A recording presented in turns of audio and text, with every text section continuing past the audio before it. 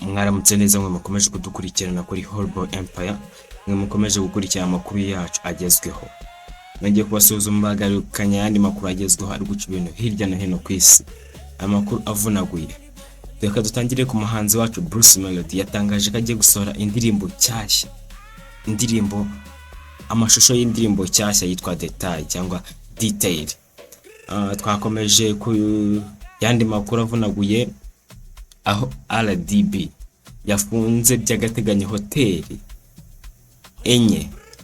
Hoteli ya mbere yafunze Central Park Hotel and Residence iherereye Nyarutarama mu mujyi wa Kigali, afunga n'indi yitwa Dove Luxury Hotel mu karere ka Gicumbi mu ntara y'Amajyaruguru, afunga iyindi yitwa Highland Restaurant Limited yo mu karere ka Rulindo na Nengo Eden Park Hotel yo mu karere ka Rubavu mu ntara y'Uburengerazuba.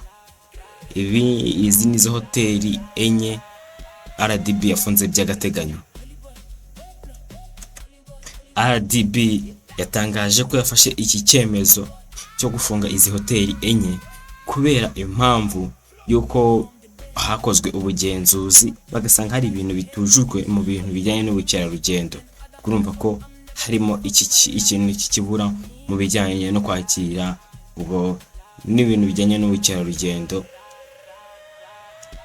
Twakomeje ku yindi nkuru, umuhanzi bita Akoni yatangaje ko buriya kuba umuhanzi bitaguha amafaranga.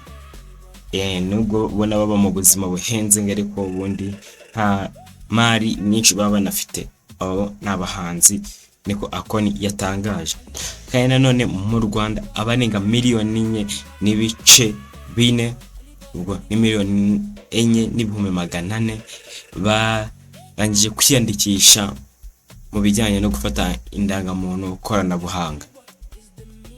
Umubyinnyi Titi Brown yashyize hanze indirimbo ye ya mbere yise Urare, iba iri gutakagiza u Rwanda. Indirimbo niyo ubu ngubu iri guca ibintu hirya no hino ku isi, kuko iyi ndirimbo no bwa mbere Titi Brown yarasohoye indirimbo nyuma yo gushyira hanze akababaro yatewe na Nyambo. Uyu mubyinnyi Titi Brown ubu nawe yinjiye mu bahanzi bacu dufite kuko yasohoye indirimbo iri gutaka u Rwanda neza. Tugarutse hano mu Rwanda, Korali Ambassador of Christ.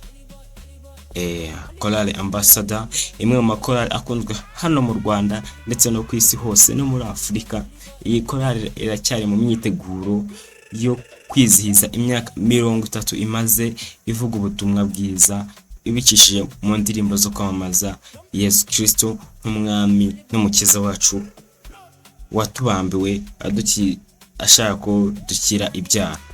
Ku bihuha byari bimaze iminsi bivugwa ngo Bface ari mu rukundo. Bface ni umuraperi w'umurundi yaramaze iminsi bamuhatiriza cyangwa bamushyiraho pressure kubera ibihuha byari biri hanze ati se umukunzi wawe bimeze gute, ariko yashyizeho iherezo ubwo yatangazaga ko yambitse impeta umukunzi we bita Ada Nevine. Ubu ngubu yashyizeho iherezo kuri ibyo bihuha byari bimaze iminsi bivugwa, ahita yambika impeta abo ngabo. Abanyeshuri 5 b'Abanyarwanda biga muri kaminuza ya Kent State University yo muri Leta Zunze Ubumwe za Amerika kuwa gatatu Kamena 2026 bakoze urugendo rwabo rwa mbere mu ndege, bari mu gikorwa kigamije kubategura kuba abapilote babigize umwuga. Ubu n'abana 5 b'Abanyarwanda biyongereye mu bapilote b'abanyamwuga hano mu Rwanda. Kandi mu karere ka Gatsibo naho bahangayikishijwe n'insoresore zitwikira ijoro zikitwikira amanywa zikajya gucukura inzu z'abaturage zishaka kubiba. Kandi perezida w'u Burundi Ndayishimiye Evariste yatangaje ko ntacyo Ubushinwa na Amerika burusha u Burundi. Iyo nkuru iri guturuka kuri MIE Empire yatangaje ko yasanze Ubushinwa na Leta Zunze Ubumwe za Amerika ntacyo birusha igihugu cyabo.